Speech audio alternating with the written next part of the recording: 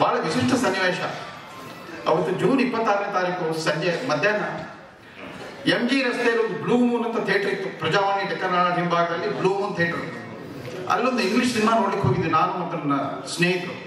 ಅದ್ರ ಹೆಸರು ಝೀ ಅಂತ, ಒಬ್ಬ ಪೋಲೆಂಡ್ನ ಒಬ್ಬ ಸಿನಿಮಾ ನಿರ್ದೇಶಕ ಮಾಡಿದ ಚಿತ್ರ. ಅದ್ರ ಚಿತ್ರದ ಕಥೆ ಏನು ಅಂತಂದ್ರೆ, ನಮಗೆ ಬೆಳಗಿನಿಂದ ಏನಾಗಿದೆ ನಮ್ಗೆ ಗೊತ್ತೇ ಇಲ್ಲ. ಅವ್ರು ಹೇಳಿದ್ರಲ್ಲ, ತುರ್ತು ಪರಿಸ್ಥಿತಿ ಮಧ್ಯರಾತ್ರಿಯಲ್ಲಿ ಘೋಷಣೆ ಆಯಿತು. ಆಮೇಲೆ ಎಲ್ಲ ಪ್ರೆಸ್ಗಳನ್ನು ಬಂದ್ ಮಾಡಿ ಮರುದಿವಸ ಪತ್ರಿಕೆಗಳೇ ಬರೆದಂಗೆ ಮಾಡಿದ್ರು. ಆಲ್ ಇಂಡಿಯಾ ರೇಡಿಯೋದಲ್ಲಿ ಏನೂ ಸುದ್ದಿ ಗೊತ್ತಿರಲಿಲ್ಲ. ನಾವು ಸಿನಿಮಾ ನೋಡ್ಲಿಕ್ಕೆ ಹೋಗಿದ್ವಿ ಯಥಾ ಪ್ರಕಾರ.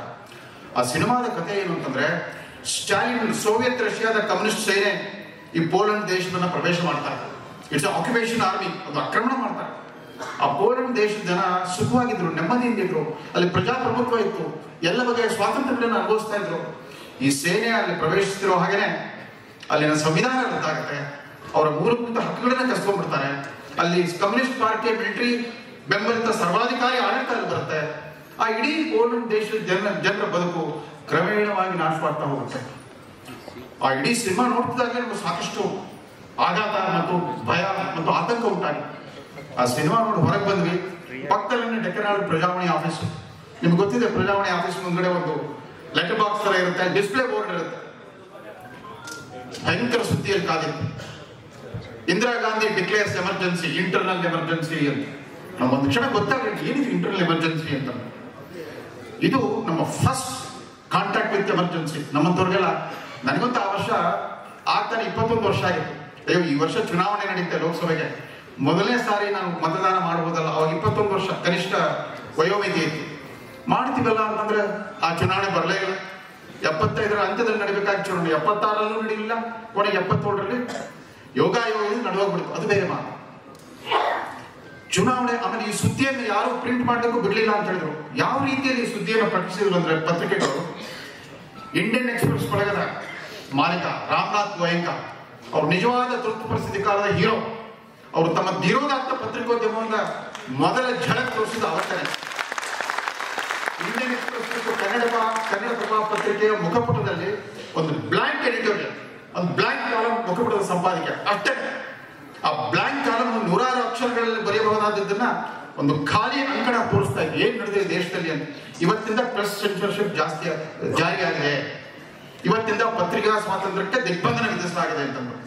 ಒಂದೆರಡು ದಿವಸ ಆದ್ಮೇಲೆ Mumbai edition Times of India ಪತ್ರಿಕೆಯಲ್ಲಿ ಒಂದು ಅಬಿಚುರಿ ಕಾಲಮ್, ಎಲ್ಲಿ ಗೊತ್ತಾ, ಸಂಪಾದಕೀಯ ಅಂಕಣದಲ್ಲ, ಈ ಸತ್ತವರ ಸುದ್ದಿ ಪ್ರಕಟಿಸ್ತಾರಲ್ಲ, ಅಲ್ಲಿ ಅಬಿಚುರಿ ಅಂತ ಹಾಕಿದ್ರು. ಅದೇನಿತ್ತು ಅಂತಂದ್ರೆ ಬಹಳ ಸ್ವಾರಸ್ಯಕರವಾಗಿದೆ. Democracy, the beloved husband of truth, loving father of liberty, brother of faith, hope and justice, expired on June 26 ಅಂತ.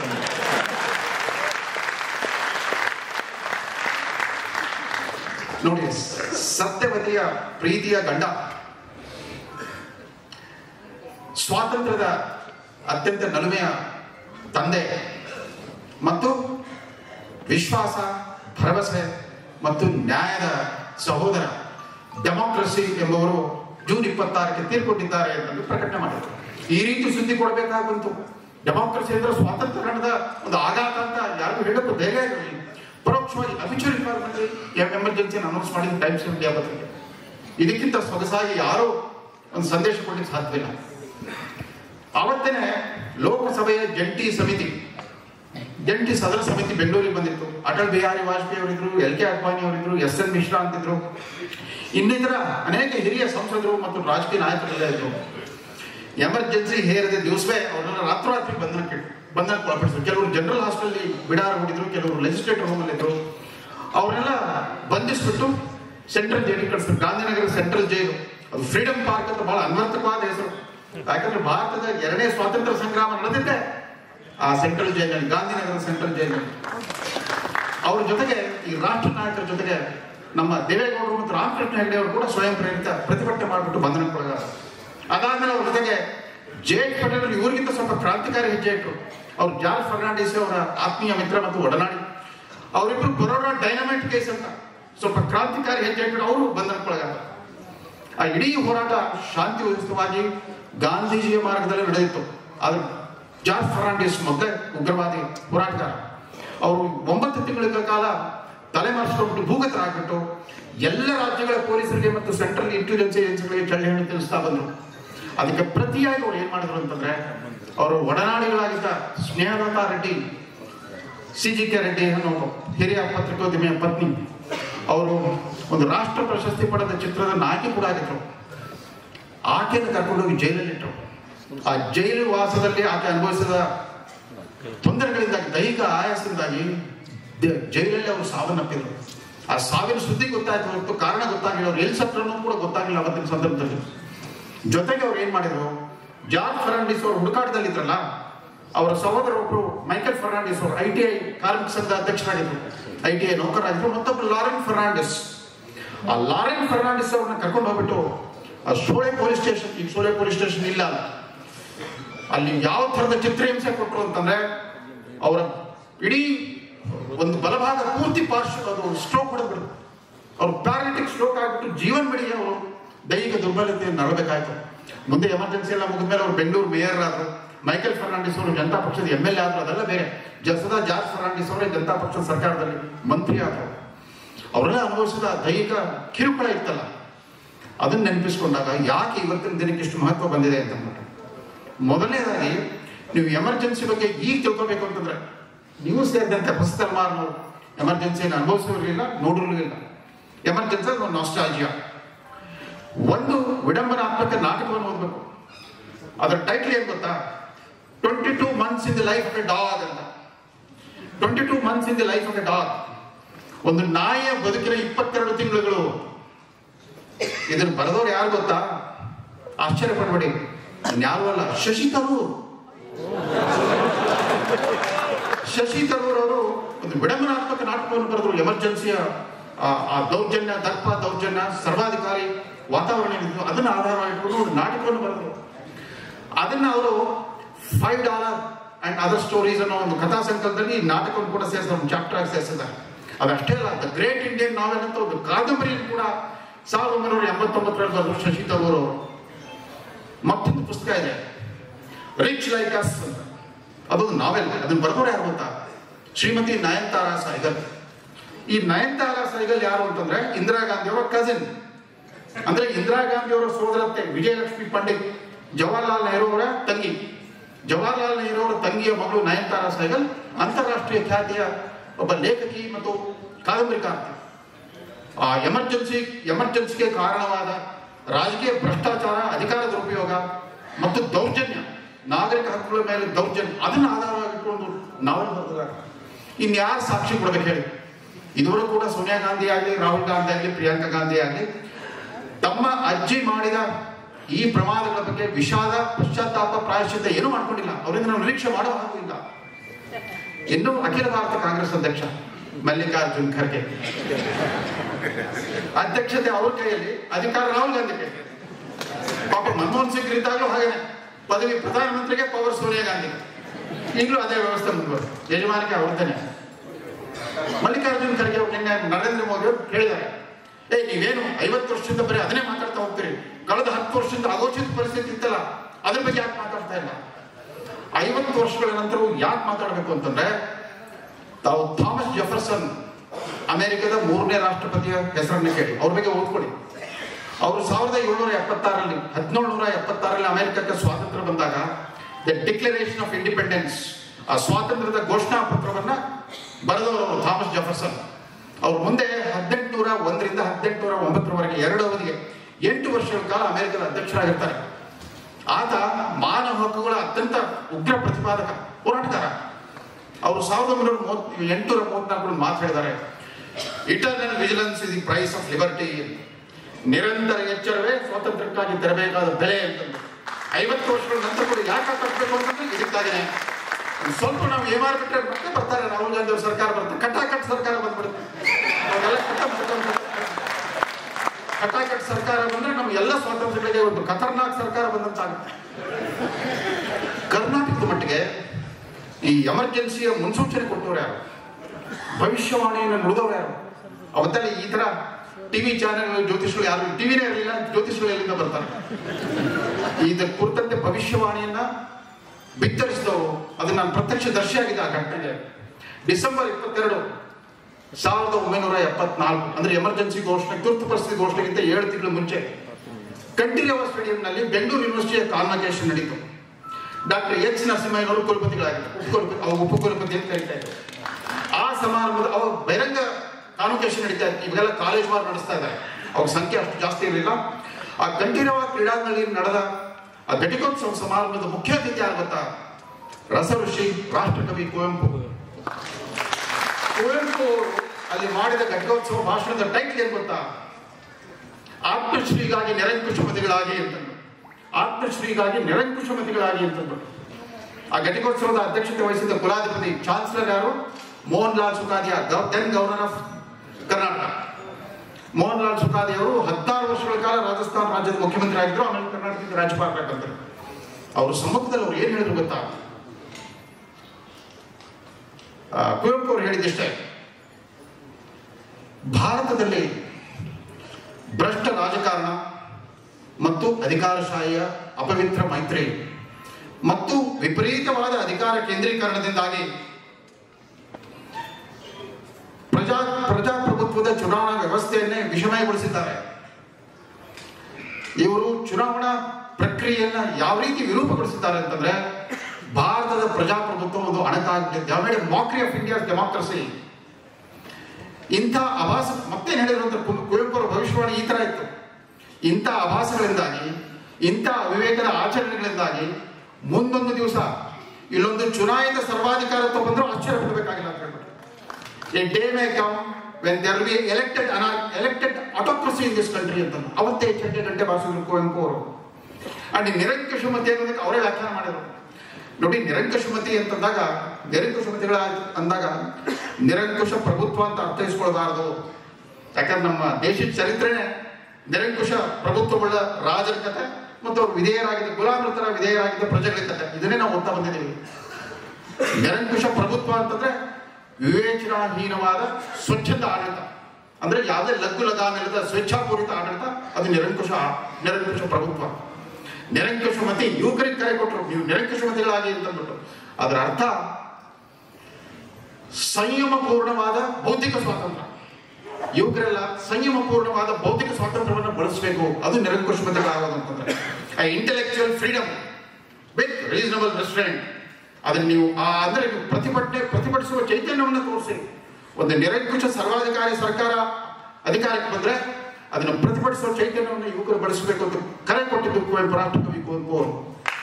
ಕಾಂಗ್ರೆಸ್ ಕುವೆಂಪು ಹೆಸರು ಇದೆಲ್ಲ ಮಾಡ್ತಾರೆ. ಕುವೆಂಪು ಹೆಸರಲ್ಲಿ ಆರಾಧನೆ ಮಾಡ್ತಾರೆ, ಪ್ರಶಸ್ತಿಗಳನ್ನು ಕೊಡ್ತಾರೆ.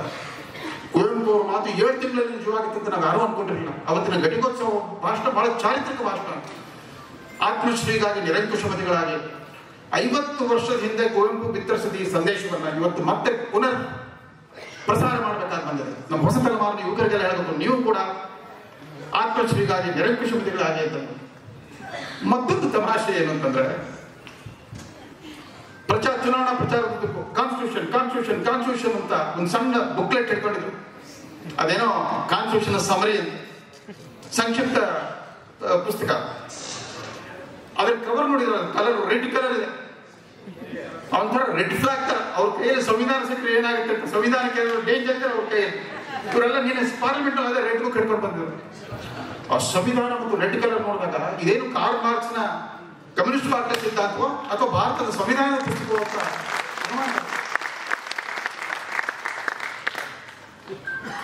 ಒಟ್ಟಾರೆ ಎಮರ್ಜೆನ್ಸಿ ಕರ್ನಾಟಕದಲ್ಲಿ ಏನಾಗಿತ್ತು ಆ ಕಾಲದಲ್ಲಿ? ಕರ್ನಾಟಕದಲ್ಲಿ ಆ 8 ವರ್ಷಗಳ ಕಾಲ ದೇವರಾಜ ಅರಸರ ಆಳ್ವಿಕೆ ಇತ್ತು. ದೇವರಾಜ ಅರಸರು ನಮ್ಮ ಸಾಂಪ್ರದಾಯಿಕ ಪ್ರಜಾಪ್ರಭುತ್ವದ ಅನಿಸಿಕೆಗಳಿದ್ವಲ್ಲ, ಪ್ರಜಾಪ್ರಭುತ್ವ ಅಂತಂದ್ರೆ ಮೆಜಾರಿಟಿ ರೂಲ್ ಅಂತಂದು, ಅಂದ್ರೆ ಜಾತಿ ತರಣಿಕೆ ಲೆಕ್ಕಾಚಾರದ ಒಂದು ಪ್ರಜಾಪ್ರಭುತ್ವ ಅದನ್ನು ಸುಳ್ಳಾಗಿಸ್ಬಿಟ್ಟಿದ್ರು. ಅವ್ರ ಜಾತಿದವರು ಒಬ್ಬರೇ ಮೇಲೆ. ಆದ್ರೆ ಕರ್ನಾಟಕವನ್ನು ಸುದೀರ್ಘ 8 ವರ್ಷಗಳ ಕಾಲ ಸತತವಾಗಿ ಆಳಿದ ಮುಖ್ಯಮಂತ್ರಿ ದೇವರಾಜ ಅರಸರು. ನಮ್ಮ ನರೇಂದ್ರ ಮೋದಿ ಅವ್ರ ತರನೇ ಅನೇಕ ಜನ ನರೇಂದ್ರ ಮೋದಿಯ ಮತದಾರರಿಗೆ ಆಧಾರದಕ್ಕೆ ಅವ್ರ ಜಾತಿ ಬಗ್ಗೆ ಗೊತ್ತೇ ಇಲ್ಲ, ಅವ್ರು ಯಾವ ಜಾತಿ ಗೊತ್ತೇ ಇಲ್ಲ. ಜಾತಿ ಮೀರಿದ ಒಂದು ವ್ಯಕ್ತಿತ್ವ ಇಲ್ಲಿತ್ತು. ದೇವರಾಜ ಅರಸರು ಅವತ್ತು ತುರ್ತು ಪರಿಸ್ಥಿತಿ 7 ದಿವಸ ರಾತ್ರಿ ಒಂದು ಮಾತು ಹೇಳಿದ್ರಂತೆ. ಅವರ ಆಪ್ತರನ್ನೆಲ್ಲ ಕರೆದ್ಬಿಟ್ಟು, ನೋಡಪ್ಪ, ಜಯಪ್ರಕಾಶ್ ನಾರಾಯಣ್ ಎಂಥ ದೊಡ್ಡ ಮನುಷ್ಯ, ದೇಶಕ್ಕಾಗಿ ಎಷ್ಟು ತ್ಯಾಗ ಮಾಡಿದ್ದಾರೆ. ಮನಸ್ಸು ಮಾಡಿದ್ರೆ ವಲ್ಲಭಾಯ್ ಪಟೇಲ್ ನಂತರ ಅವರೇ ಈ ದೇಶದ ಉಪ ಪ್ರಧಾನಿ ಕೂಡ ಆಗ್ಬೋದಾಗಿತ್ತು, ನೆಹರು ಮಂತ್ರಿಮಂಡಲದ ಮಂತ್ರಿ ಆಗ್ಬೋದಾಗಿತ್ತು. ಅಧಿಕಾರ ಹುದ್ದೆಗೆ ಯಾವತ್ತೂ ದೂರ ಇದ್ದ ಮನುಷ್ಯ, ಸರ್ವೋದಯ ತತ್ವ ಸಮಾಜವಾದಿ ಆದರ್ಶಕ್ಕಾಗಿ ತನ್ನ ಜೀವನ್ನೇ ಮಾಡಿದವರು. ಯಾಕೆ ಹುಚ್ಚುತನಕ್ಕೆ ಬಿದ್ರು? ಏನಾಗಿತ್ತು ಅಂತಂದ್ರೆ, ತುರ್ತು ಪರಿಸ್ಥಿತಿ ಹೇರಿಕೆ ದಿನ 25ನೇ ಜೂನ್ ದಿಲ್ಲಿಯ ರಾಮಲೀಲಾ ಮೈದಾನದಲ್ಲಿ ಒಂದು ದೊಡ್ಡ ಸಾರ್ವಜನಿಕ ಪ್ರತಿಭಟನಾ ಸಭೆ ನಡೀತು. ಅವ್ರು ಹೇಳಿದಂಗೆ ರೇಡಿಯೋನಲ್ಲಿ ಪತ್ರಿಕೆಗಳಲ್ಲಿ ಬರೆದಂಗೆ ನೋಡ್ಕೊಳ್ಳೋ ಪ್ರಯತ್ನ ಮಾಡೋದು ಗೊತ್ತಾಗ್ಬಿಟ್ಟಿತ್ತು. ಅಲ್ಲಿ ಒಂದು ಕರೆ ಕೊಟ್ಟರು. ಇವತ್ತು ಅಸ್ತಿತ್ವದಲ್ಲಿರುವ ಇಂದಿರಾ ಗಾಂಧಿಯ ಸರ್ಕಾರ ಅದು ಸಂವಿಧಾನ ವಿರೋಧಿ ಸರ್ಕಾರ. ಅವರ ಸಂವಿಧಾನ ವಿರೋಧಿ ನಡವಳಿಕೆಯನ್ನ, ಅವರ ಸರ್ವಾಧಿಕಾರಿ ಪ್ರವೃತ್ತಿಯನ್ನು ನಾವೆಲ್ಲ ಪ್ರತಿಭಟಿಸಬೇಕು. ಪೊಲೀಸರು ಮತ್ತು ಸೇನೆ ಕೂಡ ಈ ಸರ್ಕಾರ ನೀಡುವ ಕಾನೂನು ಬಾಹಿರ ಸಂವಿಧಾನ ವಿರೋಧಿ ಆದೇಶಗಳನ್ನು ಪಾಲಿಸಬಹುದು ಅಂತ ಹೇಳಿದ್ರು. ಇಷ್ಟೇ ಸಾಕಾಗಿತ್ತು ಇಂದಿರಾ ಗಾಂಧಿಗೆ ಪ್ರಚೋದನೆಗೆ. ನೋಡಿ, ದೇಶದಲ್ಲಿ ನಾಗರಿಕ ದಂಗೆ ಕರೆ ಕೊಡ್ತಾ ಇದ್ದಾರೆ, ಸೇನೆಗೆ ಪೊಲೀಸರಿಗೆ ಕಾನೂನು ಧಿಕ್ಕರಿಸುವಂತ ಕರೆ ಕೊಡ್ತಾ ಇದ್ದಾರೆ. ದೇಶದಲ್ಲಿ ಅರಾಜಕತೆ ಇದೆ, ಅದರಿಂದ ತುರ್ತು ಪರಿಸ್ಥಿತಿ ವಿಧಿಸಬೇಕಾಗಿ ಬಂದಿದ್ದು ಒಂದು ಕಾರಣ ಸಿಕ್ಬಿಡ್ತು. ಇದಕ್ಕೆ ಭೂಮಿಗೆ ಇವತ್ತು ಸಿದ್ಧ ಮಾಡಿದ್ರು, ಮತ್ತೆ ಅವ್ರು ಹೇಳಿದಾಗ ಮತ್ತೆ ಸಿದ್ಧ ಮಾಡಿದ್ರು. ಸೊ ತುರ್ತು ಪರಿಸ್ಥಿತಿ ಹೇಳಿದ ತಕ್ಷಣ ಮೀಸಾ, maintenance of internal security act ಅನ್ನೋ ಕಾನೂನನ್ನ ಯಾರು ಬೇಕಾದರೂ ಬಂಧಿಸಿ. ನೋಡಿ, ಆ ಮೀಸಾ ಕಾನೂನಿನ ಅಡಿಯಲ್ಲಿ 35,000 ಜನರನ್ನು ಬಂಧಿಸಿಟ್ರು. ಅವು ಬಹುಪಾಲು, ಅದರಲ್ಲಿ ಸುಮಾರು 75ರಷ್ಟು ಜನ ರಾಷ್ಟ್ರೀಯ ಸ್ವಯಂ ಸೇವಕ ಸಂಘದ ಸ್ವಯಂ ಸೇವಕರು ಅಂತ ಇವತ್ತು ಎಲ್ಲ ಇತಿಹಾಸಕಾರರು ಒಪ್ಕೊಂಡಿದ್ದಾರೆ. ಮೆಜಾರಿಟಿ ಅವರು. ಇನ್ನೊಂದು ಡಿಫೆನ್ಸ್ ಆಫ್ ಇಂಡಿಯಾ ರೂಲ್ಸ್ ಅಂತ ಇತ್ತು. ಅದನ್ನ ಬದಲಾಯಿಸ್ಬಿಟ್ಟು ಇವರು defence of internal security India rules ಅಂತ ಮಾಡಿದ್ರು. ಸೊ ಒಂದು ಕಾನೂನು ಅಡಿಯಲ್ಲಿ 35,000 ಜನ ಬಂಧಿಸಿದ್ರು, ಇನ್ನೊಂದು ಕಾನೂನು ಅಡಿಯಲ್ಲಿ 75,000 ಜನರನ್ನು ಬಂಧಿಸಿಟ್ಟಿದ್ರು. ಈ ಬಂಧನಕ್ಕೊಳಗಾದ ಸುಮಾರು 1,40,000 ಜನರ ಪೈಕಿ 43,000 ಜನ ಅಕಾಲಿ ದಳದವರಾಗಿದ್ರು, ಸಿಖ್ ಪಂಥಕ್ಕೆ ಸೇರಿದವರಾಗಿದ್ರು. ಇವತ್ತು ಪಂಜಾಬ್ನಲ್ಲಿ ಮತ್ತೆ ಕಾಂಗ್ರೆಸ್ ಗೆಲ್ಲಿಸಿದ್ದಾರೆ. ಅಲ್ಲಿನ ಕಾಂಗ್ರೆಸ್ ನಾಯಕರಲ್ಲಿ ಯಾವ ರೀತಿ ಅವಮಾನ ಮಾಡಿ ಒಬ್ಬ ಹಿರಿಯ ಮುಖ್ಯಮಂತ್ರಿ ತೆಗೆದುಹಾಕಿದ್ರು, ಅದರಿಂದ ಹೇಗೆ ಕಾಂಗ್ರೆಸ್ ವಾಶೌಟ್ ಆಯ್ತು ಅನ್ನೋ ಕತೆ ಗೊತ್ತಿದೆ. ಆದ್ರೂ ಕೂಡ ಅವತ್ತು ತುರ್ತು ಪರಿಸ್ಥಿತಿ ವಿರುದ್ಧ RSS ಜೊತೆ ಕೈ ಜೋಡಿಸೋದು ಈ ಅಕಾಲಿ ದಳದ ಕಾರ್ಯಕರ್ತರು. ಈ ಮುಂದೆ ಅವರು ವಾಪಸ್ ಅಧಿಕಾರಕ್ಕೆ ಬಂದ ಮೇಲೆ ಇಂದಿರಾ ಗಾಂಧಿ ಅವರು ಈ ಅಕಾಲಿ ದಳದ ವಿರುದ್ಧ ಮಾಡಿದ ತಂತ್ರ ಏನು ಅಂತಂದ್ರೆ, ಜರ್ನಲ್ ಸಿಂಗ್ ಬಿಂದ್ರನವಾದಿ ಅನ್ನೋ ಒಬ್ಬ ಖಲಿಸ್ತಾನಿ ಉಗ್ರವಾದಿಯನ್ನು ಬೆಳೆಸ್ಬಿಟ್ರು. ಆತ ಅವ್ರಿಗೇನೆ ಒಂಥರ ಭಸ್ಮಾಸ್ತ್ರ ಆಗೋಗ್ತಾರೆ. ಅವ್ರಿಗೇನೆ ಅವರ ದುರಂತ ಹತ್ಯೆಗೆ ಮತ್ತು ಇನ್ನಿತರ ಅನಾಹುತಕ್ಕೆ ಅವರ ಆತ್ಮ ಕಾರಣ ಆಗುತ್ತೆ.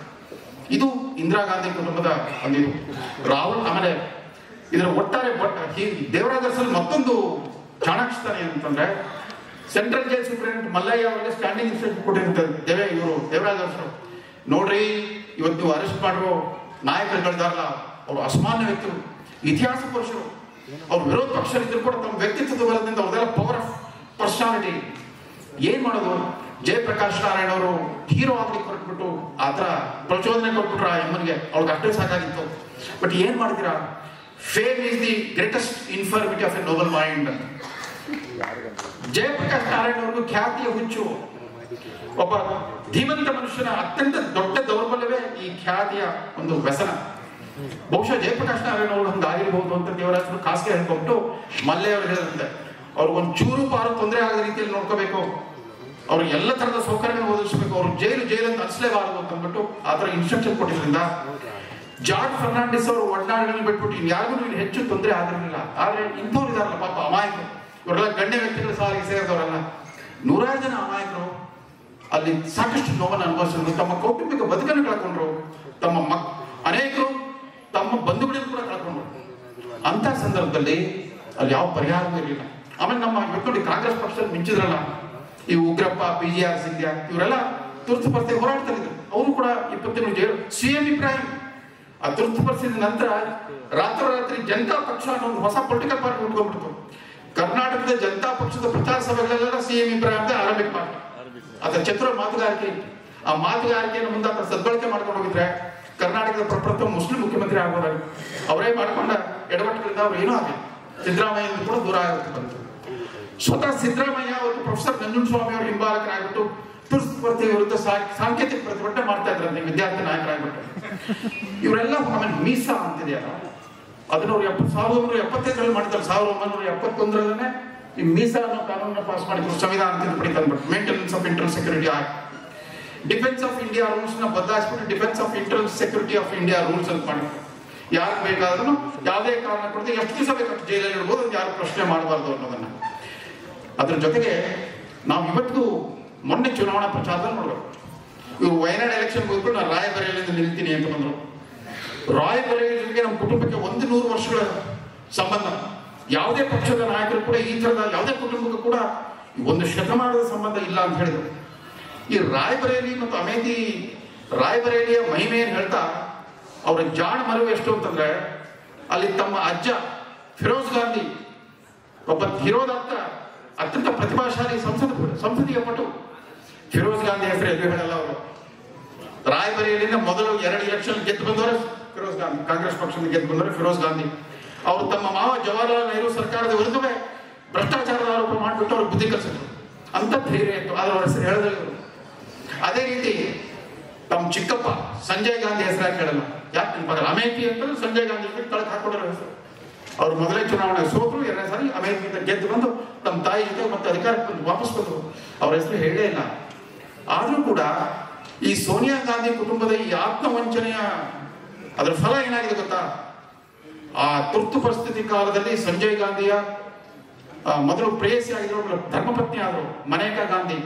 ಆಕೆಯನ್ನು ಕಾಲೇಜ್ ವಿದ್ಯಾರ್ಥಿನಿ ಆಗಿದ್ರು, ರಾಜಕೀಯ ಪ್ರಬುದ್ಧತೆ ಇರಲಿಲ್ಲ, ಆ ಗಂಡನ ಅಧಿಪತ್ಯ ನಡೀತಲ್ಲ. ಆ 20 ತಿಂಗಳ ಕಾಲ ಅವರೇ ಸರ್ವಾಧಿಕಾರಿ, ಇವಾಗಿದ್ರು power behind the throne Sanjay Gandhi. ಏನೂ ಆಗಿರಲಿಲ್ಲ. ಅಷ್ಟೆಲ್ಲ ಅಧಿಕಾರದ ಅಮಲೇರಿಸಿಕೊಂಡಿದ್ದ ಮನೇಕಾ ಗಾಂಧಿ ಮುಂದೆ ಆಕೆ ಗರ್ಭಿಣಿ ಆಗಿದ್ರು, 7 ತಿಂಗಳು ಗಲ್ಲ ಆಕೆ ಆಗ್ತಾನೆ 3 ತಿಂಗಳು ಕೂಸನ್ನು ಹೆತ್ತಿದ್ರು. ಅಷ್ಟೊತ್ತಿಗಾಗಲೇ ಸೋನಿಯಾ ಗಾಂಧಿ ಅವರ ಪತಿ ತುರ್ತು ಪರಿಸ್ಥಿತಿ ಇಂದಿರಾ ಗಾಂಧಿ ಅಧಿಕಾರಕ್ಕೆ ಮರಳಿದ 6 ತಿಂಗಳಲ್ಲೇ ಜೂನ್ 22 ಸಂಜಯ್ ಗಾಂಧಿ ಅವರ ಪುಣ್ಯತಿಥಿ. ಗಂಡನ ಕಳ್ಕೊಂಡು ಮನೆಯಲ್ಲಿದ್ದರು, ವಿಧವೆಯಾಗಿ ಮನೆಯಲ್ಲಿದ್ದರು. ಆ ಇನ್ನೂ ಎಳೆ ವಯಸ್ಸಿನ ವಿಧವೆ ಮತ್ತು 3 ತಿಂಗಳ ಮಗು ವರುಣ್ ಗಾಂಧಿ. ಇದೇ ಸೋನಿಯಾ ಗಾಂಧಿ ಅವರು ಈ ಮನೆಯಲ್ಲಿ ನಾನು ಇರಬೇಕಿಲ್ಲ ಅವಳು ಇರಬೇಕು. ರಾತ್ರಿ ಆಕೆ ಮನೆಯಿಂದ ಹೊರಗೆ ಹಾಕಿದ್ರು. ಆ ಮನೆಯಿಂದ ಹೊರಗೆ ಬಂದ ಮನೇಕಾ ಗಾಂಧಿ ಮತ್ತೆಂದು ಹಿಂದಿರುಗಿ ನೋಡಲೇ ಇಲ್ಲ. ಯಾವ ತುರ್ತು ಪರಿಸ್ಥಿತಿಯ ರೂವಾರಿ ಸಂಜಯ್ ಗಾಂಧಿ ಅವರ ಪತ್ನಿ ಆಗಿದ್ರು ಮನೇಕಾ ಗಾಂಧಿ. ಅದೇ ಮನೇಕಾ ಗಾಂಧಿ ಕಾಂಗ್ರೆಸ್ ವಿರೋಧಿ ಹೋರಾಟದ ಮೂಲಕ ತಮ್ಮ ರಾಜಕೀಯ ವ್ಯಕ್ತಿತ್ವವನ್ನು ರೂಪಿಸಿಕೊಂಡ್ರು. ಅವ್ರು ಮೊದಲ ಮಂತ್ರಿ ಆಗಿದ್ದು ಬಿಜೆಪಿ ಬೆಂಬಲಿತ ವಿಪಿ ಸಿಂಗ್ ಸರ್ಕಾರ. ಆ ವಿಪಿ ಸಿಂಗ್ ಸರ್ಕಾರದಲ್ಲಿ ಇಟ್ಕೊಂಡ್ಬಿಟ್ಟು ಪರಿಸರ ಇಲಾಖೆ ಅನ್ನೋದೊಂದು ಇದೆ ಅನ್ನೋ ಒಂದು ಅಸ್ತಿತ್ವ ತೋರಿಸಿದ್ದಾರೆ ಮನೇಕಾ ಗಾಂಧಿ. ಅವ್ರು ತಮ್ಮ ಸಂಭ್ರಮದಿಂದ ಪರಿಸರ ಶಾಸ್ತ್ರದ ಮೂಲಕವೇ ತಮ್ಮ ವ್ಯಕ್ತಿತ್ವವನ್ನು ರೂಪಿಸಿಕೊಂಡ್ರು. 9 ಬಾರಿ ಸತತವಾಗಿ ಅವ್ರು ಗೆದ್ದು ಬಂದಿದ್ರು. ಸುಲ್ತಾನ್ಪುರ್ ಕ್ಷೇತ್ರದಿಂದ ಗೆದ್ದು ಬರ್ತಾ, ಇದು ಇನ್ನೊಂದು ಪಿಲಿಭಿತ್ ಕ್ಷೇತ್ರದಿಂದ ಅವ್ರಲ್ಲಿ ಗೆದ್ದು ಬರ್ತಾ ಇದ್ರು. ಮನೇಕಾ ಗಾಂಧಿನೇ ಇವ್ರಿಗೆ ನೈಟ್ ನೇರ ಸಿಂಹ ಸಂಪೂರ್ಣವಾಗಿ ಕಾಡ್ತಾರೆ ಸೋನಿಯಾ ಗಾಂಧಿಗೆ. ಅದರಲ್ಲೂ 2014ರ ಲೋಕಸಭೆಯಲ್ಲಿ ತಾವು ನೋಡಿರ್ಬೇಕು. ಮನೇಕಾ ಗಾಂಧಿ ಮಂತ್ರಿ, ನರೇಂದ್ರ ಮೋದಿ ಸಚಿವ ಸಂಪುಟದಲ್ಲಿ, ಸೋನಿಯಾ ಗಾಂಧಿ ವಿರೋಧ ಪಕ್ಷದ ಸ್ಥಾನ. ಹೇಗೆ ಅನ್ಸಿರ್ಬೇಕು, 5 ವರ್ಷ ಹ್ಯಾಕ್ ತಾಳ್ಕೊಂಡಿರ್ಬೇಕು ಸೋನಿಯಾ ಗಾಂಧಿ. ಮತ್ತೊಂದು ಸಾರಿ ಮಂತ್ರಿ ಆಗಿದ್ರು ಕೂಡ ಹಿರಿಯ ಸಂಸದೆ ಆಗಿದ್ರು Maneka Gandhi, senior most parliamentarian. ಅದಕ್ಕೆ ಹೊಸ ಸಂಸತ್ ಭವನದ ಉದ್ಘಾಟನೆ ಆದಾಗ ಆ ಉದ್ಘಾಟನಾ ಸಮಾರಂಭದಲ್ಲಿ ಹಿರಿಯ ಸಂಸದರ ಪರವಾಗಿ ಫಸ್ಟ್ ಮಾತಾಡಲಿಕ್ಕೆ ಅವಕಾಶ ಕೊಟ್ಟಿದ್ದು ಮನೇಕಾ ಗಾಂಧಿ ಅವರಿಗೇನೆ. ವಿಧಿ ವಿಲಾಸ ಯಾವ ತರ ಇತ್ತು. ಇಡೀ ದೇಶದ ಮಾಧ್ಯಮಗಳನ್ನು ಕಂಟ್ರೋಲ್ ಮಾಡಿದ್ರಿ, ನೌಕರಶಾಹಿಯನ್ನು ಕಂಟ್ರೋಲ್ ಮಾಡಿದ್ರಿ, ಈ ದೇಶದ ಬಡವರನ್ನು ಮರಳು ಮಾಡಿದ್ರಿ. ಆದ್ರೂ ಕೂಡ ನಿಮ್ಗೆ ಪಾಠ ಕಲಿಸಿದ್ದು, ಪ್ರಜಾಪ್ರಭುತ್ವದ ಪಾಠ ಕಲಿಸಿದ್ದು ನಿಮ್ಮ ಕುಟುಂಬದವರೇ ಆದ ಸೋನಿಯಾ ಗಾಂಧಿ ಮತ್ತು ಅವರ ಪುತ್ರ ವರುಣ್ ಗಾಂಧಿ. ಆಕೆ ಏಕಾಂಗಿಯಾಗಿ ತನ್ನ ವ್ಯಕ್ತಿತ್ವವನ್ನು ಕಟ್ಟಿಕೊಂಡಿದ್ದು ಕಾಂಗ್ರೆಸ್ಸೇತರ ಪಕ್ಷಗಳು, ವಿಶೇಷವಾಗಿ ಭಾರತೀಯ ಜನತಾ ಪಕ್ಷದಲ್ಲಿ. ವಾಜಪೇಯಿ ಅವರಿಂದ ಹಿಡಿದು ನರೇಂದ್ರ ಮೋದಿ ಅವರು ಕೂಡ ಅವ್ರ ಪ್ರತಿಭೆಯನ್ನು ತೋರಿಸಿದ್ರು. ಈ ಸಾರಿ ಸೋತಿದ್ದಾರೆ, ಬೇರೆ ಮಾತು. ಕಡೆಯದಾಗಿ ಎಮರ್ಜೆನ್ಸಿ ಕೊಡುಗೆ ಏನು ಅಂತಂದ್ರೆ ಕಾಂಗ್ರೆಸ್ ಕಲ್ಚರ್. ಈ ಕಾಂಗ್ರೆಸ್ ಕಲ್ಚರ್ ಈ ಮೋದಿ ಅವರು, ಅಮಿತ್ ಶಾ ಅವರು ಕಾಂಗ್ರೆಸ್ ಮುಕ್ತ ಭಾರತ ಮಾಡ್ತೀವಿ ಅಂತ ಹೇಳ್ತಾ ಇದ್ರಲ್ಲ, ಅದರ ಅರ್ಥ ಕಾಂಗ್ರೆಸ್ ಪಕ್ಷವನ್ನ ನಾಶ ಮಾಡ್ತೀವಿ ಅಂತಲ್ಲ. ಈ ಕಾಂಗ್ರೆಸ್ ಪಕ್ಷದಲ್ಲಿ ಆ ತುರ್ತು ಪರಿಸ್ಥಿತಿ ಕಾಲದಿಂದ ಬೇರೂರು ಬಂದಿರೋ ಈ ಕಾಂಗ್ರೆಸ್ ಕಲ್ಚರ್ ಏನಿದೆ, ಕಾಂಗ್ರೆಸ್ ಕಲ್ಚರ್ ಅಂದ್ರೆ ನಮ್ಮ ಲಂಕೇಶ್ ಅವರು, ನಾನು ಲಂಕೇಶ್ ಪತ್ರಿಕೆ ಮೂಲಕವೇ ಪತ್ರಕರ್ತನಾಗಿ ಅರಳಿದ್ದು. ಕಾಂಗ್ರೆಸ್ ಕ್ಯಾಲ್ಚರ್ನ 3 ಲಕ್ಷಣಗಳು: ವ್ಯಕ್ತಿ ಪೂಜೆ, ಭಟ್ಟಂಗಿತನ ಮತ್ತು ಇಂದಿರಾ ಗಾಂಧಿ ಕುಟುಂಬಕ್ಕೆ ಗುಲಾಮ ನಿಷ್ಠೆ. ಈ 3 minimum characteristics, minimum qualification. Indira Congress ಪಾರ್ಟಿಗೆ ಸೇರ್ಬೇಕಾದ್ರೂ ಅದನ್ನು ಪಾಲಿಸಲೇಬೇಕು. ಅಲ್ಲಿ ಪ್ರಧಾನಮಂತ್ರಿ ಯಾರೇ ಇರಲಿ ಪವರ್ ಸೋನಿಯಾ ಗಾಂಧಿಗೆ, ಅವ್ರ ಮಕ್ಕಳಿಗೆ. ಕಾಂಗ್ರೆಸ್ ಅಧ್ಯಕ್ಷ ಯಾರೇ ಇರಲಿ ಪವರು ಮತ್ತು ಯಜಮಾನಿಕೆ ಅವ್ರಿಗೇನೆ. ಮೊನ್ನೆ ಚುನಾವಣೆ ಫಲಿತಾಂಶ ಬಂದಾಗ ರಾಹುಲ್ ಗಾಂಧಿ ಅವರು ಟ್ವಿಟರ್ ಸಂದೇಶ ಕೊಟ್ಟಿದ್ದಾರೆ ಮೋದಿ ಅವರಿಗೆ. ಏನು ಪರಿವಾರವಾದ ಅಂತ ಹೇಳ್ತಾ ಇರ್ತೀರಿ ನೋಡಿ, 21 ಜನರ ಹೆಸರಿದೆ ಈ ನಿಮ್ಮ ಪಕ್ಷದ ಹೆಸರು, ಗೆದ್ದು ಬಂದಿದ್ದಾರೆ ಕಮಲದ ಹೆಸರಲ್ಲಿ. ಇವರೆಲ್ಲ ಇಂತಿತ್ತವ್ರ ಮಕ್ಕಳು ಹೆಸರು ಕೊಟ್ಟಿದ್ದಾರೆ. ಹೌದು, ಮಾಧವರಾವ್ ಸಿಂಧ್ಯಾ ಮತ್ತಿತರರೆಲ್ಲ ಇರಬಹುದು. ಅವ್ರು ಯಾರು ಕೂಡ ಭಾರತೀಯ ಜನತಾ ಪಕ್ಷದ ಮಾಲೀಕರಲ್ಲ, ಭಾರತೀಯ ಜನತಾ ಪಕ್ಷದ ಸದಸ್ಯರಷ್ಟೇ. ಅವ್ರು ನಿಮ್ಮ ಕಾಂಗ್ರೆಸ್ ಪಕ್ಷದಿಂದ ಕೂಡ ಯಜಮಾನಿಕೆ ಅವ್ರ ಕೈಗಿರಲಿಲ್ಲ, ನಿಮ್ಮ ಪಾರ್ಲಿಮೆಂಟ್ ಮೆಂಬರ್ಸ್ ಆಗಿದ್ರು ಅಷ್ಟೇ. ರಾಜಕೀಯ ಕುಟುಂಬಗಳಿಂದ ಬಂದಿರಬಹುದು, ಆದ್ರೆ ಕೌಟುಂಬಿಕ ಮಾಲೀಕತ್ವ ಇಲ್ಲ. ಕಾಂಗ್ರೆಸ್ ಪಕ್ಷದ ಕುಟುಂಬವಾದಕ್ಕೂ ಇತರ ಪಕ್ಷಕ್ಕೂ ಅದೇ ವ್ಯತ್ಯಾಸ. ಆಮೇಲೆ ಇನ್ನೊಂದು, ನಾವು ತುರ್ತು ಪರಿಸ್ಥಿತಿ ಹೋರಾಟದಲ್ಲಿ ಜೈಲು ಹೋದವರ ಬಗ್ಗೆ ಮಾತಾಡ್ತಾ ಬರೀ ಇವ್ರದಷ್ಟೇ ಅದ್ವಾನಿ, ವಾಜಪೇಯಿ, ಎಸ್.ಎಂ. ಮಿಶ್ರಾ ಇವ್ರದೆಲ್ಲ ಹೆಸರು ಹೇಳ್ತೀವಿ. ಇನ್ಯಾರು ಗೊತ್ತಾ? ಇವತ್ತಿನ ಕಮ್ಯುನಿಸ್ಟ್ CPM ಪಕ್ಷದ ನೇತಾರಗಳಾದ ಸೀತಾರಾಮ್ ಯೆಚೂರಿ ಮತ್ತು ಪ್ರಕಾಶ್ ಕಾರಟ್ ಕೂಡ ಜೈಲಿಗೆ ಹೋಗಿದ್ರು. ಅದಕ್ಕಿಂತ ಇನ್ನೊಂದು ಘೋರವಾದ ಸತ್ಯ ಯಾವುದಂತಂದ್ರೆ, ಕೇರಳದ ಮುಖ್ಯಮಂತ್ರಿಯಾಗಿ ಮುಂದುವರೆದ ಪಿಣರಾಯಿ ವಿಜಯನ್ ಅವತ್ತು ಯಂಗ್ MLA ಕೇರಳದ ಅಸೆಂಬ್ಲಿಯಲ್ಲಿ ಒಬ್ಬ ಯುವ ಶಾಸಕನಾಗಿದ್ರು. ಪೊಲೀಸ್ ಸ್ಟೇಷನ್ ಎದುರಿಗೆ ಪ್ರೊಟೆಸ್ಟ್ ಮಾಡಿಬಿಟ್ಟು ಅವ್ರನ್ನ ಅರೆಸ್ಟ್ ಮಾಡಿ ಯಾವ ರೀತಿ ಚಿತ್ರಹಿಂಸೆ ಕೊಟ್ಟರು, 3rd ಡಿಗ್ರಿ ಟ್ರೀಟ್ಮೆಂಟ್ ಅಂತ ಆ ಶಬ್ದ ಬಳಕೆ ಬಂದಿದೆ ಎಮರ್ಜೆನ್ಸಿ ನಂತರ.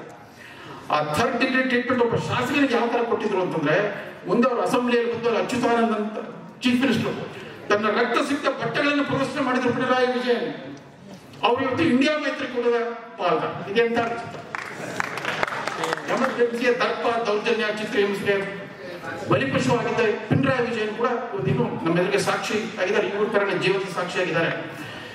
ಜೊತೆಗೆ ಆ ತುರ್ತು ಪರಿಸ್ಥಿತಿ ನಂತರ ನೋಡಿ, ಫಕ್ರುದ್ದೀನ್ ಅಲಿ ಅಹಮದ್ ಅವ್ರಿಗೆ ಮಧ್ಯರಾತ್ರಿಯಲ್ಲಿ ಹೋಗ್ಬಿಟ್ಟು ಆ ಸುಗ್ರೀವಾಜ್ಞೆ ಸೈನ್ ಹಾಕಿಸ್ಕೊಂಡ್ರು.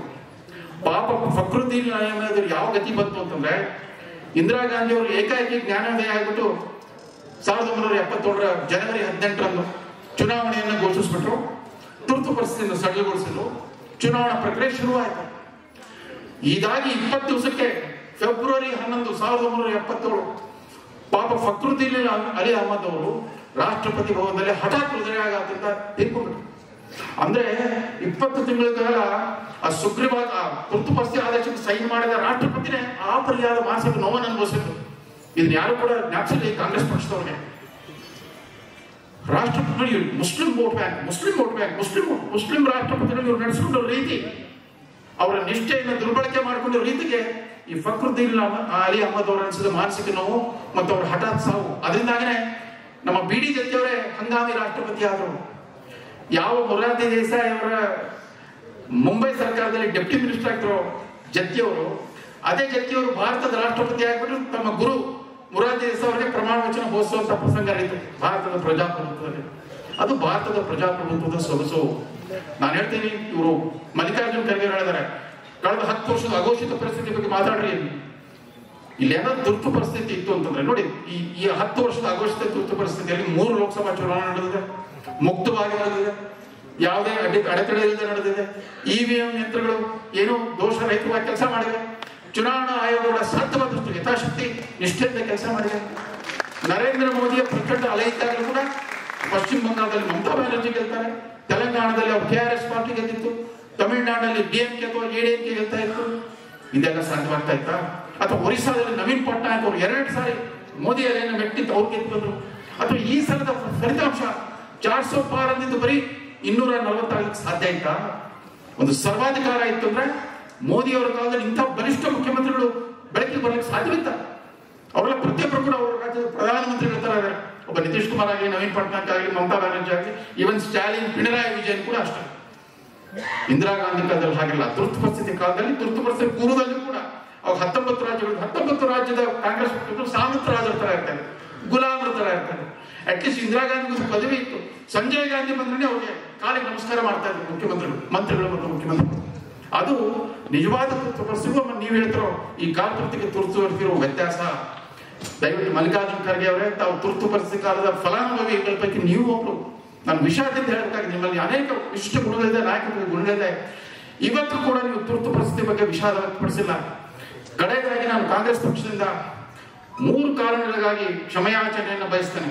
ಒಂದು, ತುರ್ತು ಪರಿಸ್ಥಿತಿಯ ದೌರ್ಜನ್ಯದ ಬಗ್ಗೆ ಯಾಕೆ ಇದುವರೆಗೂ ಕೂಡ ಒಂದು ಕ್ಷಮೆಯಾಚನೆ ಮಾಡಿಲ್ಲ, ಅಧಿಕೃತವಾದ ಕ್ಷಮೆಯಾಚನೆ ಹೇಳಿಕೆ ನೀಡಿಲ್ಲ.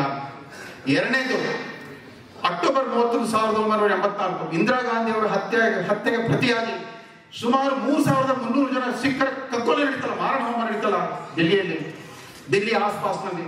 ಯಾಕೆ ಅದ್ರ ಬಗ್ಗೆ ಇದುವರೆಗೂ ಕೂಡ ಕ್ಷಮೆಯಾಚನೆ ಮಾಡಿಲ್ಲ, ವಿಷಾದ ವ್ಯಕ್ತಪಡಿಸಿಲ್ಲ? ಪಾಪ ಮುಂದೆ ಮನಮೋಹನ್ ಸಿಂಗ್ ಅವರೇ ಪ್ರಧಾನಮಂತ್ರಿ ಆದ್ಮೇಲೆ ಆ ಅಮೃತಸರದ ಗೋಲ್ಡನ್ ಸುವರ್ಣ ಮಂದಿರಕ್ಕೆ ಹೋಗ್ಬಿಟ್ಟು ಬೂಟ್ ಪಾಲಿಶ್ ಮಾಡೋದ್ರ ಮೂಲಕ ಕರಸೇವೆ ಮಾಡಿ ಪ್ರಾಯಶ್ಚಿತ್ತ ಮಾಡಿದ್ರು. ನೆಹರು ಕುಟುಂಬದವ್ರು ಯಾರು ಮಾಡಲಿಲ್ಲ, ಇಂದಿರಾ ಗಾಂಧಿ ಕುಟುಂಬದವ್ರು ಯಾರು ಮಾಡೇ ಇಲ್ಲ ಇದುವರೆಗೂ ಕೂಡ.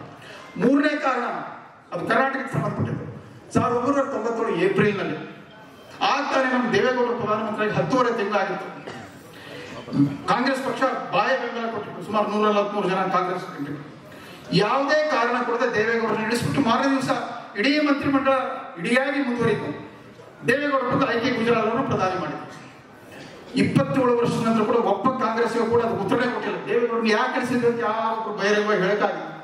ಈ 3 ಪ್ರಶ್ನೆಗೆ ಉತ್ತರ ಕೊಡಕ್ಕಾಗದೇ ಇದ್ದವರು ಎಂತ ಆತ್ಮವಂಚಕರು ನೀವು. ಈ ಆತ್ಮವಂಚನೆ ಎಲ್ಲಿಗೆ ಬಂತು ಅಂದ್ರೆ 91ರಿಂದ 96 ಕಾಂಗ್ರೆಸ್ ಪಕ್ಷ ಇತಿಹಾಸದಲ್ಲಿ ಸುವರ್ಣಯುಗ. ಮೊದಲನೇ ಸಾರಿಗೆ ಒಬ್ಬ ಸ್ವತಂತ್ರ ವ್ಯಕ್ತಿತ್ವದ ಸ್ವಾಭಿಮಾನಿ ಪ್ರಧಾನಮಂತ್ರಿ ಒಬ್ಬರು ಬಂದ್ಬಿಟ್ರು ಆಕಸ್ಮಿಕವಾಗಿ, ಪಿ.ವಿ. ನರಸಿಂಹರಾವ್. ಆ ಪಿ.ವಿ. ನರಸಿಂಹರಾವ್ ಅವರ 5 ವರ್ಷದ ಆಡಳಿತ ರಾಜಕಾರಣಿ ಅಲ್ಲದೆ ಡಾಕ್ಟರ್ ಮನಮೋಹನ್ ಸಿಂಗ್ ಅವರನ್ನ ಆರ್ಥಿಕ ಸಚಿವರನ್ನಾಗಿ ಮಾಡಿದ್ರು. ಅವರು ತಮ್ಮ ಮುಕ್ತ ಮಾರುಕಟ್ಟೆ ಆರ್ಥಿಕ ವ್ಯವಸ್ಥೆಯನ್ನು ತಂದರು. ಒಂದು ಮೌನ ಕ್ರಾಂತಿಯನ್ನು ಮಾಡಿದ್ರು ಮನಮೋಹನ್ ಸಿಂಗ್. ಸೋನಿಯಾ ಗಾಂಧಿ ಅವರು ಆ ಕಾಲದಲ್ಲಿ ಏನ್ ಮಾಡಿದ್ರು ಗೊತ್ತಾ? ತಮ್ಮ ಜೈಲರ್ಗಳಾಗಿದ್ದ ಅರ್ಜುನ್ ಸಿಂಗ್, ಎನ್.ಡಿ. ತಿವಾರಿ ಇವರು ಹಿಡ್ಕೊಂಡ್ಬಿಟ್ಟು ತಿವಾರಿ ಕಾಂಗ್ರೆಸ್ ಅಂತ ಮತ್ತೊಂದು ಕಾಂಗ್ರೆಸ್ ಟಿ ಅಂತ ಒಂದು ಕಾಂಗ್ರೆಸ್ ಪಕ್ಷದ ಒಂದು ಬಣವನ್ನು ಪ್ರತ್ಯೇಕ ಮಾಡ್ಕೊಂಡಿದ್ರು. ತಾನು AICC ಅಧ್ಯಕ್ಷ ಆಗೋವರೆಗೂ ಕೂಡ ಆ ನರಸಿಂಹರಾಯ ಕಿರಿಕಿರಿ ಕೊಡಲಿಕ್ಕೆ ಒಂದು ಪರ್ಯಾಯ ಗುಂಪನ್ನು ಮಡ್ಡಾಯ ಗುಂಪನ್ನು ಸೃಷ್ಟಿ ಮಾಡಿದ್ರು. ಮುಂದೆ 2009 ಅವ್ರ ಪಕ್ಷದ ಸ್ಥಾಪನಾ ದಿನಾಚರಣೆ ಆಚರಿಸ್ತಾರೆ ಪ್ರತಿ ವರ್ಷ. 125ನೇ ಸಂಸ್ಥಾಪನಾ ದಿನ, ಫೌಂಡೇಶನ್ ಡೇ. ಅವತ್ತು ಸೋನಿಯಾ ಗಾಂಧಿ ಅವರು ಒಂದು ಲಿಖಿತ ಭಾಷಣ ಮಾಡ್ತಾರೆ. 1947ರಿಂದ ಕಾಂಗ್ರೆಸ್ ಪಕ್ಷದ ಸಾಧನೆಗಳು ಕೊಡುಗೆಗಳು ಎಲ್ಲ ಹೇಳ್ತಾ ಬಂದ್ಬಿಟ್ಟು ಈ 91ರಿಂದ 96 ಆ ಚಾಪ್ಟರ್ನ ಸ್ಕಿಪ್ ಮಾಡ್ಬಿಟ್ಟು ನರಸಿಂಹರಾಯರ ಹೆಸರೇ ಹೇಳಿಲ್ಲ, ಮನಮೋಹನ್ ಸಿಂಗ್ ಕೊಡುಗೆಗಳನ್ನು ಪ್ರಸ್ತಾಪ ಮಾಡಲಿಲ್ಲ. ತೆಲಂಗಾಣ, ಆಂಧ್ರ ಪ್ರದೇಶದಲ್ಲಿ ಚುನಾವಣೆ ಕೂಡ ನಿಮ್ಮ ಪ್ರಚಾರದಲ್ಲಿ ನರಸಿಂಹರಾವ್ ಹೆಸರು ಹೇಳಲ್ಲ. ಪಂಜಾಬ್ನಲ್ಲಿ ಚುನಾವಣೆ ನಡೆದಾಗ ಕೂಡ ಮನಮೋಹನ್ ಸಿಂಗ್ ಹೆಸರು ಹೇಳಲ್ಲ. ನೀವು ನಿಮ್ಮದೇ ಪಕ್ಷದ ಪ್ರಧಾನಮಂತ್ರಿಯನ್ನ ಗೌರವಿಸದೇ ಇರೋರು ಈ ನರೇಂದ್ರ ಮೋದಿಯಿಂದ ಎಲ್ಲಿ ಗೌರವಿಸ್ತೇ ಹೇಳಿ? ಅವ್ರನ್ನ ಇವತ್ತಲ್ಲ, ಅವ್ರು ಗುಜರಾತಿನ ಮುಖ್ಯಮಂತ್ರಿ ಆಗಿ 2ನೇ ವರ್ಷದಲ್ಲಿ ನಿರಂತರವಾಗಿ ಭಾರತದ ಪ್ರಪ್ರಥಮ ಹಿಂದುಳಿದ ವರ್ಗದ ಪ್ರಧಾನಮಂತ್ರಿ ನರೇಂದ್ರ ಮೋದಿ, ಭಾರತದ ಪ್ರಪ್ರಥಮ ಹಿಂದುಳಿದ OBC ಪ್ರಧಾನಮಂತ್ರಿ ನರೇಂದ್ರ ಮೋದಿ. ಅವಂಥವ್ರನ್ನ ದಿನನಿತ್ಯ ನಿಂದನೆ, ಲೇವಡಿ, ಗೇಲಿ ಮಾತು, ಅಪಮಾನ, ಅವಹೇಳನ ಮಾಡ್ತಾ ಬಂದಿದ್ದಾರೆ. ನಿಮ್ದು ಯಾವುದು ಸಾಮಾಜಿಕ ನ್ಯಾಯದ ರಾಜಕಾರಣ? ಎಲ್ಲಿದೆ ಸಾಮಾಜಿಕ ನ್ಯಾಯದ ರಾಜಕಾರಣ? ಇವತ್ತು ಕೂಡ ಮೋದಿಯವರ ಆಡಳಿತ ವೈಖರಿ ಬಗ್ಗೆ ಏನೇ ಆಕ್ಷೇಪ ಇರಲಿ, ವ್ಯಕ್ತಿಗತವಾಗಿ ಯಾರು ಕೂಡ ಮೋದಿ ವಿರುದ್ಧ ಜಾತೀಯತೆ, ಸ್ವಜನ ಪಕ್ಷಪಾತ, ಭ್ರಷ್ಟಾಚಾರ ಮತ್ತು ಕುಟುಂಬ ರಾಜಕಾರಣದ ಆರೋಪ ಹೊರಿಸೋ ಹಾಗೇನಿಲ್ಲ. ಅದೇ ಫಜಿತಿ ಆಗಿರೋದು. ಯಾಕಂದ್ರೆ ಬಹುಪಾಲು ಸೆಕ್ಯುಲರ್ ಪಾರ್ಟಿಗಳಲ್ಲಿ ಇವತ್ತು ಕುಟುಂಬ ರಾಜಕಾರಣದ ಕಪಿಮುಷ್ಟಿಯಲ್ಲಿ ಸಿಕ್ಕಾಕೊಂಡ್ಬಿಟ್ಟಿವೆ. ಅದೊಂಥರ ಗೇಟೆಡ್ ಕಮ್ಯುನಿಟಿ ತರ. ಈ ಅಪಾರ್ಟ್ಮೆಂಟ್ ಕಾಂಪ್ಲೆಕ್ಸ್ ಗೇಟೆಡ್ ಕಮ್ಯುನಿಟಿ, ಬೇರೆಯವ್ರಿಗೆ ಎಂಟ್ರಿನೇ ಇಲ್ಲ. ಕನಿಷ್ಠ ಪಕ್ಷ ಜಾತಿ ಅಂತಂದಾಗ ಒಂದು ಲಕ್ಷಾಂತರ ಜನ ದೊಡ್ಡ ಸಮುದಾಯ ಇರುತ್ತೆ. ಕೆಲವರಾದ್ರೂ ಯೋಗ್ಯರು, ಅರ್ಹರು, ಸಭ್ಯರಿಗೆ ಅವಕಾಶ ಸಿಗೋ ಸಾಧ್ಯತೆ ಇರುತ್ತೆ. ಕುಟುಂಬ ರಾಜಕಾರಣ ಅಂದಾಗ ಕೇವಲ ಆ ಕುಟುಂಬದ 5-6 ಜನ ಸದಸ್ಯರಿಗೆ ಮಾತ್ರ ಕಾಣುತ್ತೆ. ಭಾರತದ ರಾಜಕಾರಣದಲ್ಲಿ ಮೋದಿಯವರು ಮಾತ್ರ ಬಹಳ ಧೈರ್ಯವಾಗಿ ತಮ್ಮದೇ ಪಕ್ಷದ ಕೆಲವು ಸೌಧಗಳು ಮುಳುಗರಾಗುತ್ತೆ ಅಂತ ಗೊತ್ತಿದ್ರು ಕೂಡ ಜಾತಿವಾದ, ಪರಿವಾರವಾದ, ಭ್ರಷ್ಟಾಚಾರ ಈ 3 ತ್ರಿವಳಿ ಅನಿಷ್ಟಗಳ ವಿರುದ್ಧ ನಿರಂತರವಾಗಿ ಮಾತಾಡ್ತಾ ಬರ್ತಾ ಇದ್ದಾರೆ.